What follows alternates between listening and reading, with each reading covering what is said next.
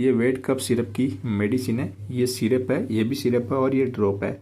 इन syrup के अंदर अम्ब्रोक्सोल, लिवोसाल्बुटामोल और गुआइफेनेसिन, इन 3 मेडिसिन का कॉम्बिनेशन होता है। तो इन सिरप का जो यूज होता है वो बलगम वाली खांसी के अंदर किया जाता है, जिसको हम वेट कफ बोलते हैं। मार्केट के अंदर ये मेडिसिन आपको अलग अलग ब्रांड नेम से देखने को मिल सकती है। ये एस्कोरिल एलएस नाम से है, आपको दूसरे कंपनी की दूसरी ब्रांड नेम से भी देखने को मिल सकती है। वेट कफ सिरप के अंदर अम्ब्रोक्सोल, लिवोसाल्बुटामोल और गुआइफेनेसिन, ये तीनों मेडिसिन कॉम्बिनेशन के अंदर होती है।